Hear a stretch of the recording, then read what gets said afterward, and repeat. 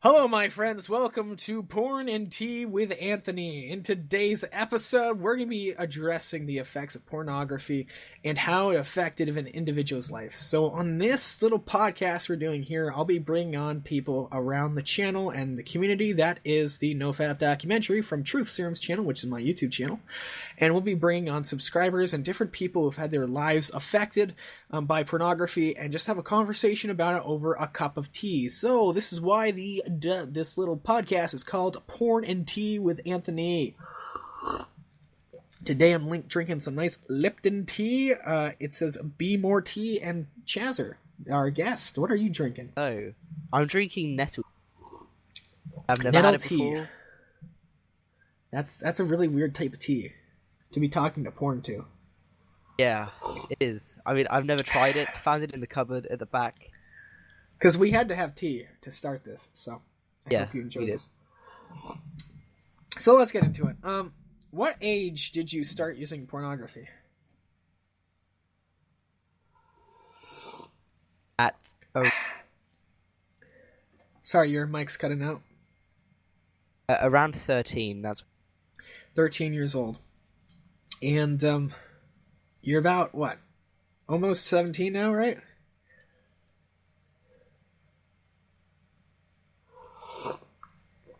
You there? yeah. You hear me? Oh, no, I wasn't able to hear you. So you're about 17 now, right? Yeah. Okay, no, it sounds like you're deep-throating the mic. Yeah. I've. Do you want? All right. No, that's fine. So here's the next follow-up question that I'll have. It's just like, when it comes to pornography for me, I started using it about last year in 2017 when I was just about 18 years old, or I think, no. When I turned 17, I started to use pornography. My first exposure to it was I was basically at, I convinced myself, and so this is really weird for people. I just want to give you a preface. I am discerning the Catholic priesthood, and I'm a faithful Catholic. And that's a whole different conversation within itself. But put simply, I was so horny that I convinced myself with logical argumentation that God didn't exist, so that way I could go home and jerk off, and that's exactly what I did. So you came to that. You came to that conclusion just so you could master. Well, I came to the conclusion because I thought it was logical. But it turns out after I jerked off for the first time, I was like, oh my gosh. Like, it all became clear to me. And I realized how big of a mistake I made. But, Yeah. oh my gosh, the first time I used it, it was the most powerful, exciting feeling, and I couldn't even describe how great it was. Yeah. Well, I'm in the same boat. I'm faithful Catholic. Converted this year. Woo! And I'm also descending priesthood as well. So when I first started using it, it was obviously exciting. It got, blood pumping. Mm-hmm. Yeah, it tends to. And how'd you, like, first get exposed to it? Like, do you remember the day? Like, what was going on? Well, actually, no, I don't remember the first day. However, I remember I was with a friend and he told me that he watches it, right? Mm-hmm. Started talking about it, and I was atheist at this point. Mm-hmm. So, and I thought, oh, hey, let's just give it a go then. I might as well. I was actually atheist around that age too. Yeah, around 13. Mm-hmm. But you had a much later exposure.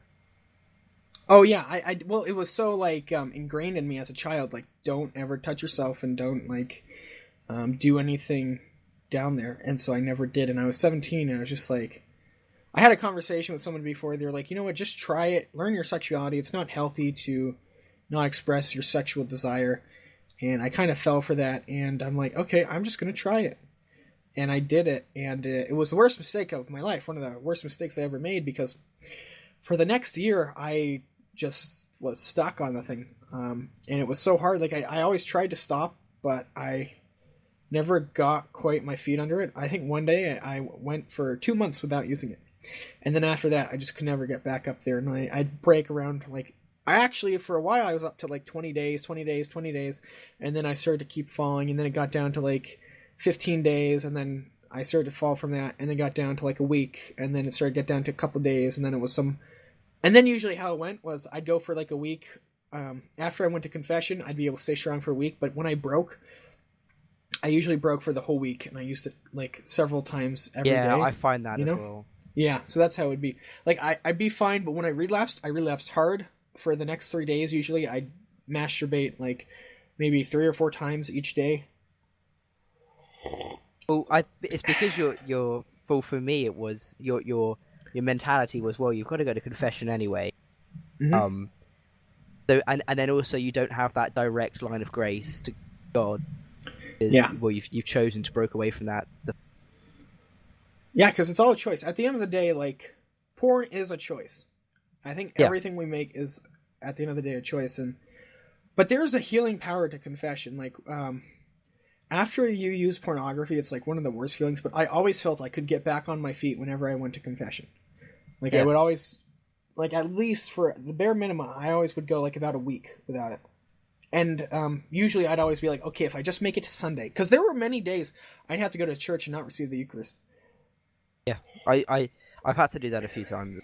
And talk about being embarrassed.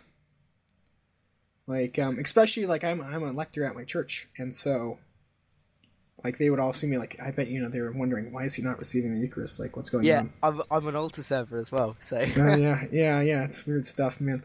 And for those of you who don't know what I mean by the Eucharist, the communion wafer that Catholics eat, we look at it as the body and blood of Jesus Christ. So you can imagine, as someone who's Catholic, that's a really big sacrifice. And then other Catholics will see you in the communion line, and obviously you're not receiving, so they don't tell you or anything. It's just, it's a disappointing feeling to have, because like, yeah, I should have been stronger. But I think it'd be even worse to receive it when you're in the state of mortal sin. Well, I think that's a sin in itself. Yeah, consuming the Eucharist when you're in mortal sin is a sin. And also you don't get any of the graces, so there's literally no point in doing that. Yeah, and then you have to say it in confession. Oh, that's what I did. But so yeah, that's basically, I think, confession's been super helpful. How have you been, like, what made you want to stop using pornography, though? Because you started when you're 14, I knew you were atheist, so, like, what 13. made you want to stop? 13, yeah. What made me want to stop? So, what made me want to stop? Basically, when I was about 2 years ago. Wait. Yeah, I'd say about 2 years ago, when me and my now godfather were looking into Catholicism together, when I came to the conclusion that God definitely exists and that the Catholic Church is the true church, I knew that there was obviously a problem with pornography. But at that time, I was so... It was a big part of my life. And then I realized that, it's Did you realize you had an addiction when you were using it? Or did you think you were in control? Like, before you tried to stop? I thought I was in control. However, I disguised it as I'm not addicted, but I just really like it. Yeah. I think that's for a lot of men. Like, I think a lot of people are in denial that they're addicted to porn, because it's not something that's normally seen as an addiction. And like, people do it just like, hey man, I'm masturbating. Like, that's normal. It's healthy. It's good for you. Yeah, until you try to stop, then that's when you know that you're actually addicted. For sure. But I think that when you start progressing onto the more weirder stuff, the stuff that when you first got into it, you wouldn't even dream of looking at, and then it's nothing. That's wrong, because people's imaginations now are going to be crazy about How long did it take you to get into more deviant stuff? Fairly quick. I mean, after about a year, there was like some weird. That I'm not going to go into too much detail. Yeah. I don't blame you. But just drink some tea. Don't worry. Yeah. Well, it's really hot right now, but I finished my cup of tea. So sad. Bag's still in it. I'm gonna take. But obviously, it just builds up gradually until you're like, oh, what am I actually looking? And then I realized, yeah, maybe I should stop. Yeah, it's tough. I mean, when you start getting them more deviant stuff, I never got too deviant. I mean, well, neither did I. But the weirdest stuff I ever looked at, and this is embarrassing to say, were like threesomes. But that was like the furthest extent of like creepy porn that I think I ever watched. Right. Yeah. So nothing like because some people, they go all the way to like child pornography. Like, yeah, well, it never got to that. Yeah, hopefully not. Yeah. There's some. No, never. But imagine that. Like that must like. But that's the thing. It can pervert your tastes, like your sexual taste, pornography. Well, it definitely does pervert sexual act as a whole, because it turns it away from what it truly is. Like you can't. I've heard this before, and it's like you can't defile something that isn't good, or you can't make something ugly unless it's good. Yeah. So like sex in itself is a good thing. It really is. It's a beautiful bonding experience between a man and a woman, but it can definitely be like defiled and perverted, and like pornography is just it's a prime example of that.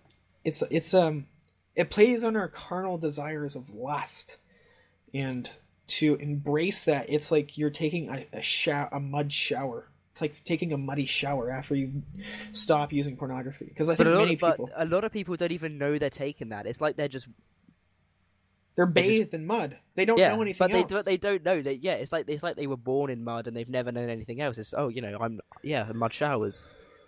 Yeah, this is like normal, and I think that happens to everybody. You get coated with that, and then you think you get used to it, because our brains are good at getting used to the circumstances we're put in. Like people are very good at adapting, and so when the brain gets adapted to a certain stimulus of like pornography fairly constantly, to get the same high, you got to make it more and more extreme to get more and more pleasure from it, to derive more and more pleasure.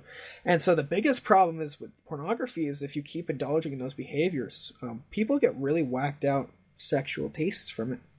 But it does take a fairly long period of time I'd say. But that also, and then also, it distorts if they're married as well. It can distort the actual sex with their wives. Yeah. Like, have you heard of Pied? Or, what is it? I forget what it's called, but basically what Pied does, it's like an acronym for a certain word, but it makes it so people can't get erections, or they can't reach orgasm when they're actually having sex with a woman. Yeah, I've heard of that. That's like a serious problem. Like, just imagine that. Like, you're trying to make love to your wife, and you can't do that because you're incapable because you've watched too much pornography. Yeah, just seeing because you're so used to being aroused by weird things. Yeah, like pixels that are on a screen, that are unnatural. Yeah, I can't imagine what that must be like to experience that. And for the wives, that's the real victims of pornography if you think about it. Because just imagine you're in a relationship with someone, and it's adultery. It is in the heart. It is, because in a as sense, Jesus like said, yeah.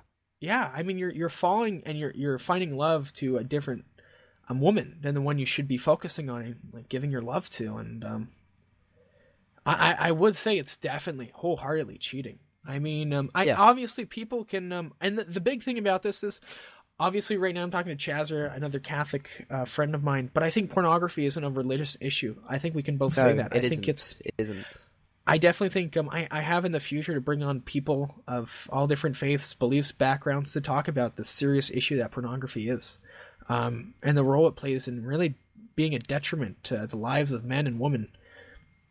You could definitely be an atheist. Yeah, I think you could definitely be an atheist and be like, porn is not good for you. Like, certainly, because the more and more the science is coming out that pornography is not a healthy thing, because it plays on the same, like, dopamine is the same thing that's in alcohol.